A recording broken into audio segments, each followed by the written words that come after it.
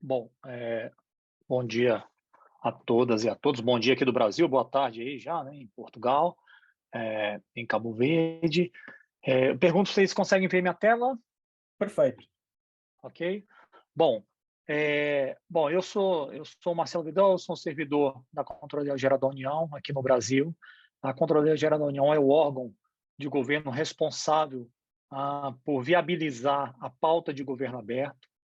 Então, na minha fala aqui, eu vou tentar mostrar um pouco em que em que estágio estamos aqui no Brasil, nessa pauta de governo aberto. O Brasil é um país signatário da parceria, então, assim, em 2011, junto com mais 7 países, o Brasil entrou nessa pauta de governo aberto, e desde então a gente vem fazendo um pouco no meu modo de ver, ainda estamos, e eu acho que essa é uma fase que ela vai ser permanente, na fase também de catequização, vamos dizer assim, da gente mostrar, e aí eu acho que é um papel importante nosso enquanto aqui atores da parceria para governo aberto, da gente mostrar como é possível e quais são os benefícios que o governo aberto pode trazer para a gente. Então, na minha apresentação, eu vou falar rapidamente em que pé estamos aqui no Brasil nessa pauta, e também falar um pouco do nosso processo de elaboração do plano, e passar um pouco também para vocês quais são as angústias que a gente tem aqui no Brasil, e como é que a gente está tentando lidar com elas. Bom, aqui, hoje no Brasil, nós estamos como eu disse, assim, a gente está na parceria desde 2011, e nós estamos numa fase agora de cocriação do nosso sexto plano de ação. Então, no nosso sexto, durante todos esses nossos planos de ação, a gente já teve vários modelos de cocriação, e também vários tamanhos de plano. Sim, nós já tivemos planos com 80 compromissos, planos com 7 compromissos, e o que a gente tem percebido é que a gente precisa ter planos que nos possibilitem um efetivo acompanhamento e monitoramento dos nossos compromissos, para que deixe de ser apenas aquele plano de papel, né, o plano que é só para ser publicado, e efetivamente que a gente tenha efetividade nesses compromissos. E ao longo desses 12 anos que a gente vem trabalhando essa pauta aqui, a gente chegou à conclusão que a gente precisa efetivamente trabalhar internamente aqui no Brasil, principalmente, até mais ainda, nos órgãos de governo, mas também na sociedade, sobre efetivamente o que é governo aberto. Então, hoje nós estamos aqui numa discussão para a gente chegar a um conceito de governo aberto do Brasil, e que possa nortear toda essa nossa atuação. Hoje, a gente trabalha basicamente em cima de dois grandes conceitos. O primeiro conceito, que é o conceito da parceria da OGP, onde ele diz que um governo aberto é mais acessível, mais responsível, mais transparente e responsável para os seus cidadãos, e que melhora a relação entre pessoas e seus governos. Mas a parte que eu mais gosto desse conceito é aqui quando ele diz que governo aberto traz benefícios de longo prazo para todos. E aqui eu quero compartilhar a minha concordância com o colega Vidigal, no sentido de que o nosso olhar, inclusive, não só da sociedade, mas inclusive do governo, e a gente precisa catequizar os agentes públicos de que o copo ele está meio cheio, mas no sentido de que sempre é possível melhorar. A gente sempre tem que buscar essa melhoria. Então, por isso a gente trabalha com esse conceito, trazendo muito esse enfoque que traz benefícios de longo prazo para todos. E um outro conceito que a gente também tem levado muito a cabo aqui no Brasil, para tentar construir o nosso conceito, é o conceito que a OCDE promove, e aqui tem algumas partes também que a gente gosta muito e que a gente tem tentado debater bastante isso aqui com a sociedade, com os pares dos órgãos de governo, entendendo o governo aberto como uma cultura de governança que promove os princípios de transparência, integridade, contabilidade e participação das partes interessadas, como forma de apoiar a democracia e o crescimento inclusivo.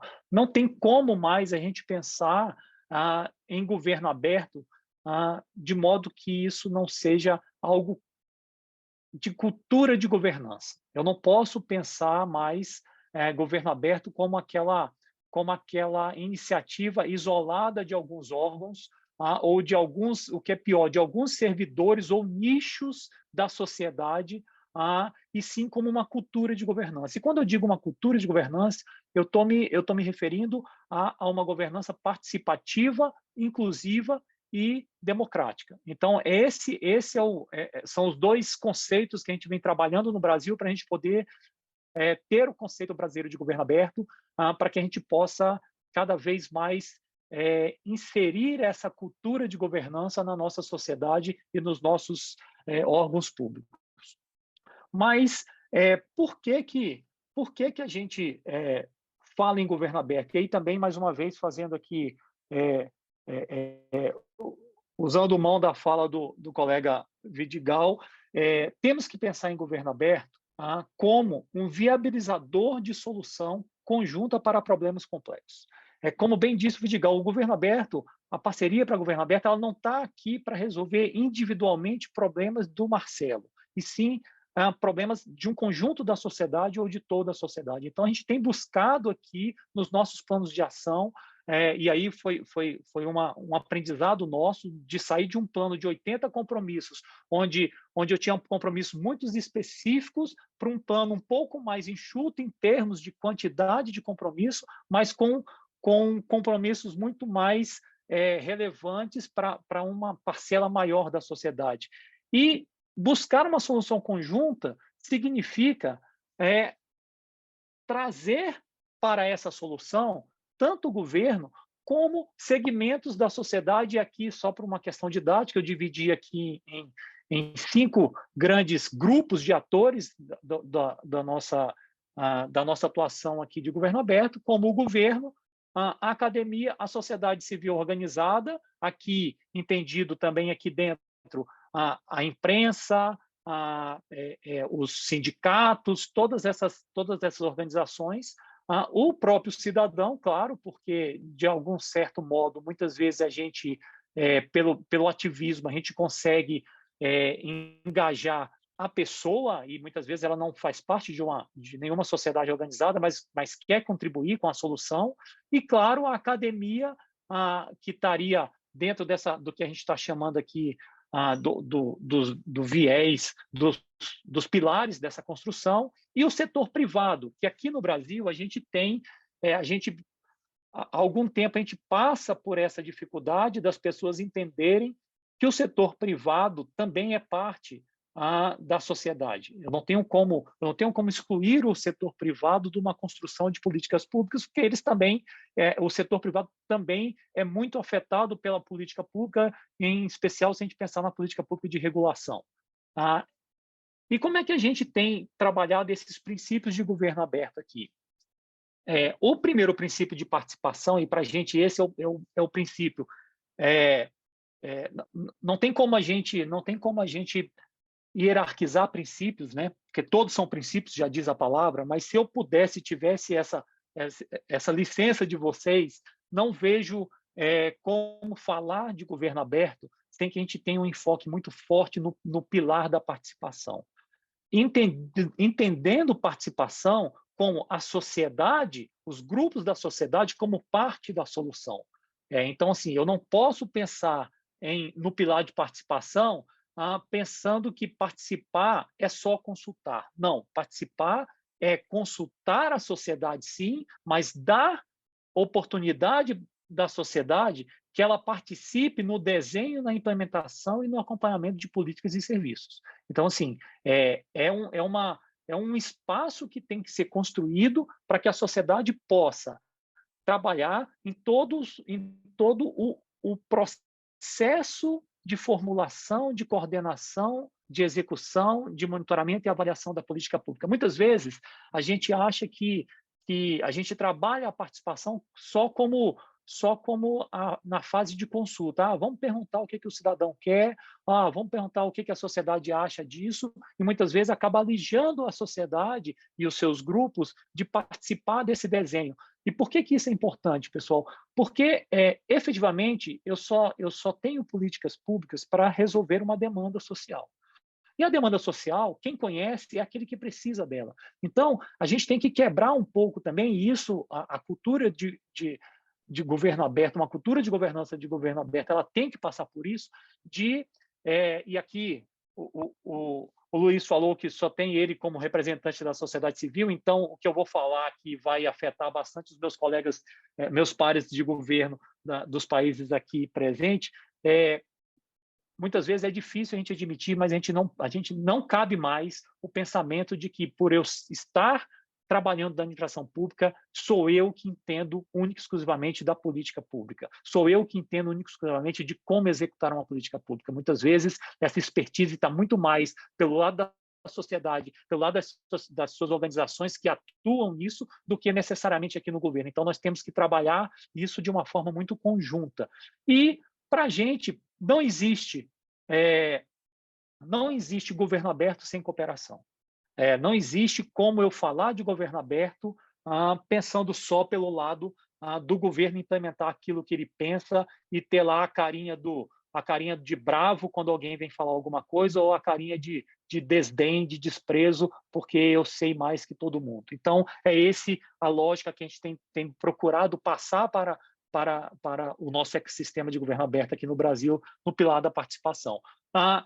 Entendendo que participação, eu tenho alguns níveis de participação. Muitas vezes, eu posso ter uma participação só informativa, onde os atores recebem essa informação, outras vezes consultiva. O que a gente tem buscado hoje aqui no Brasil é trazer a participação mais para o nível de deliberação e de execução. Então, o Brasil é um país que já há muito tempo tem uma política de participação, e eu estou aqui com a ressalva do período que a gente passou aí para trás, há pouco tempo. A gente tem uma política de participação muito forte, mas ela sempre se baseou muito mais nesse nível de informação e de consulta da sociedade. Precisamos abrir esse leque para deliberação e principalmente para execução conjunta dessas soluções de problemas complexos que eu me referi lá atrás. No viés da transparência, no pilar da transparência, a gente tem trabalhado ele sempre com a premissa de que todo cidadão ele tem o direito à informação, então, assim, ele tem o direito de saber.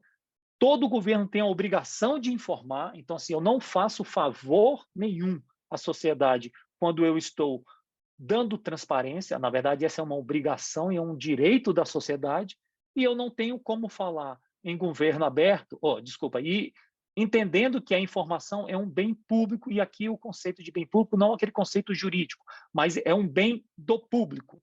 Então, assim, não é um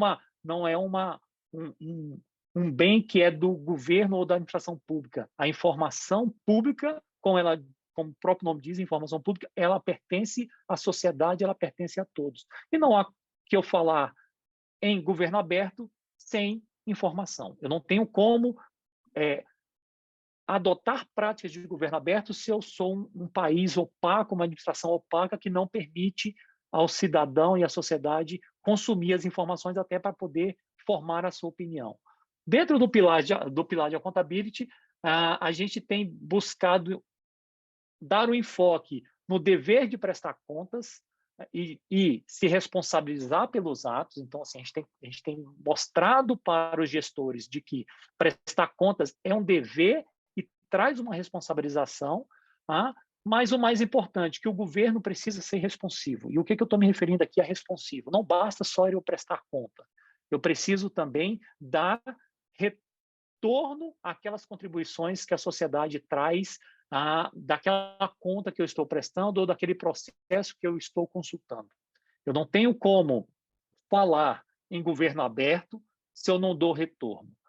Se eu sou um governo aberto, eu sou um governo que eu escuto, que eu aprendo, que eu faço junto e que eu demonstro as minhas considerações acerca daquela participação que a sociedade está trazendo. Muitas vezes, pode ser até um retorno no sentido de que, olha, eu não consigo fazer isso, ou por uma amarra legal, ou até mesmo por falta de condição ou de expertise. E aí entra essa lógica do governo aberto de, ok, se é um problema de legislação e a sociedade entende que isso atrapalha, vamos até o parlamento para tentar mudar essa legislação. Ah, não, é uma questão de expertise, eu não tenho essa expertise. Onde é que a gente consegue trazer pessoas com essa expertise para nos ajudar nessa solução desse problema complexo? Então, esse é o nosso olhar para o accountability. E para a integridade, que seria o nosso outro pilar, é moralidade e legalidade como dever do Estado. Isso não tem como abrir mão. Temos sempre que trabalhar pelo interesse público e, mais uma vez, muito afinado com o que o colega Vidigal falou, e a gente não combinou, né, Vidigal? Sem confiança, não há o que se falar em governo aberto. Então, assim, governo aberto ele tem que ter também essa preocupação de que quanto mais o meu governo é aberto, mais eu vou possibilitar que a sociedade confie naquilo que eu estou fazendo. E para que a gente possa cumprir com essa missão e trazer essa cultura de governança, a gente precisa de alguns viabilizadores de governo aberto, dentre eles, e o mais importante, é o espaço cívico. Eu preciso ter um espaço cívico, e aqui entendido espaço cívico como aquele espaço que permite à sociedade se organizar, atuar, monitorar e participar da política pública, e identificar e dar oportunidade às diferentes partes de cada processo. Eu preciso que o meu governo e o meu Estado, de uma forma maior, ele seja inclusivo. Não há que se falar em governo aberto sem inclusão. Eu preciso ampliar a inclusão da participação da sociedade no governo, seja de qual grupo for. Então, eu preciso ter um espaço cívico forte, e é isso que a gente tem buscado aqui no Brasil. E o viés viabilizador da tecnologia e informação, que muitas vezes a gente se prende muito nela e não na solução em si do problema. A gente já pensa que qualquer problema tem que ser solucionado com uma tecnologia muito, muito aprimorada, e muitas vezes a gente vê que não é necessário isso. Eu gosto muito do exemplo que a OGP sempre dá, de uma política que foi resolvida com simples, de um problema numa política de abastecimento de água que foi resolvido com simples SMS, um simples torpedo, como a gente diz aqui no Brasil. Então, assim, utilizar ferramentas para mais gente participar. Quando eu digo mais gente participar, significa também entender qual é a capacidade dessas pessoas que vão participar para o tipo de tecnologia que eu estou fornecendo. Temos a premissa de que quanto mais mentes, quanto mais pessoas pensando, mais ideias nós vamos ter, e sem meios de engajamento não há como ter governo aberto, principalmente num país aqui do tamanho do Brasil. Se eu não conseguir dotar a administração pública com meios de engajamento, eu não tenho como falar em governo aberto, porque eu não vou conseguir nem ouvir a sociedade. E para que a gente tem, quais são os benefícios do governo aberto que a gente tem discutido aqui dentro dessa cultura de governança aberta que a gente está trabalhando aqui no Brasil? O primeiro é que o governo aberto ele tem como principal benefício uma democracia mais forte. Nós passamos agora no Brasil, nos 4 últimos anos, um governo que teve muito problema com essa questão, e muitas vezes o que salvou a participação da sociedade em determinadas políticas públicas foi essa semente, esse caminho já pavimentado de governo aberto que a gente tinha. Bom, um outro benefício do governo aberto, que eu já falei e que também já foi dito aqui pelos meus colegas anteriormente, é o aumento da confiança, a inovação que eu preciso trazer. O governo aberto ele tem essa pegada de inovação, tem uma pegada de aumentar capacidades, porque quando eu reúno pessoas de diferentes setores, de diferentes esferas, eu aumento a minha capacidade de resolução de problemas. Tenho também a melhoria de serviços e políticas públicas, porque é sobre isso que estamos falando. Né? Quando eu falo em gastar dinheiro público, eu tenho que estar sempre pensando em ofertar serviços e políticas públicas melhores, tornar os governos melhores, mais participativos, fortalecer negócios. Esse é um viés que aqui no Brasil a gente tem tentado dar uma força maior, fortalecer negócios, mas com simetria de informação. A gente tem que acabar com aqueles nichos de que só o empresário A tem acesso àquela informação, por isso ele tem um negócio forte. Não existe nenhum problema de você ter um negócio pautado num dado público, desde que esse dado esteja disponível para todo mundo. O que eu não posso ter é reserva e assimetria de informação. O governo aberto ele tem também esse benefício de um desenvolvimento mais inclusivo, quando eu trago a participação nas políticas públicas específicas, e o desenvolvimento científico, porque não há como a gente pensar em melhorar políticas públicas, melhorar a administração pública, se a gente não investir na nossa ciência, investir nos nossos pesquisadores, e para isso a gente precisa fornecer informação para que eles possam trabalhar. E além, claro, da pauta de direitos humanos, que hoje para a gente aqui é tão cara e tão importante. E aqui eu trago aqui o exemplo da policial com a câmera de filmar, que é um instrumento que possibilita uma melhoria na política de segurança pública. E para mim é muito simbólico isso aqui. Bom, em que estágio estamos, e meu tempo aqui já está acabando, eu já estou encerrando a minha fala, em que estágio estamos aqui no Brasil? Como eu disse, nós estamos agora estamos buscando uma definição de Conselho de Governo Aberto do Brasil.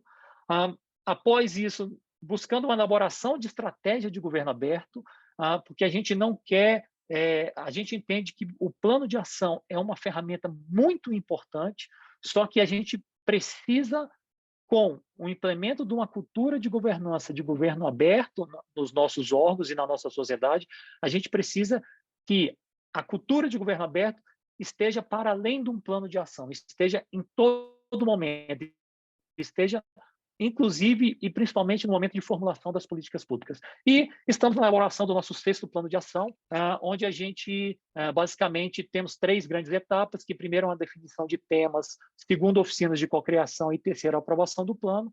Nessa fase de definição de temas, o tema ele é, primeiro, por meio de uma proposta da sociedade, a gente abre uma consulta pública e pede para a sociedade quais são os temas que ela gostaria de ver nesse plano de ação. Perguntamos também aos órgãos de governo quais são os temas que eles gostariam de colocar, e aqui no Brasil a gente tem feito já, desde o 2º plano de ação, um esforço muito grande de incluir no nosso plano de ação, em que pese ser um plano de ação do Poder Executivo Federal, a gente também trazer os outros poderes, tanto o legislativo como o judiciário, e também a esfera subnacional dos entes locais, trazendo estados e municípios que queiram participar do nosso plano com compromissos específicos.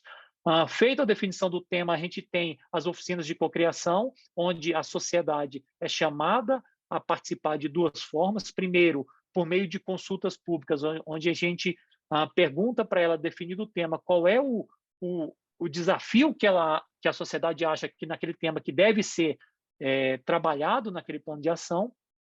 E, feito isso, a gente convida organizações da sociedade civil e órgãos de governo para sentar numa sala em 2 momentos distintos, para que a gente possa escolher um desafio para aquele tema e depois e aqui eu tenho um espaço temporal mesmo, a gente faz uma primeira oficina onde se sai com um desafio escolhido, e depois de algum tempo, normalmente aí 3, 4 semanas, a gente reconvoca esse grupo e, se for necessário, com novas organizações e novos órgãos públicos, para definir especificamente qual seria o compromisso que esse plano de ação abordaria. Então, é muito importante esse período de tempo entre uma oficina e outra, que é exatamente para que as pessoas possam voltar para suas organizações e verificar o que elas podem colaborar para superar aquele desafio que foi definido naquela oficina anterior. E, por fim, a gente tem uma aprovação do plano,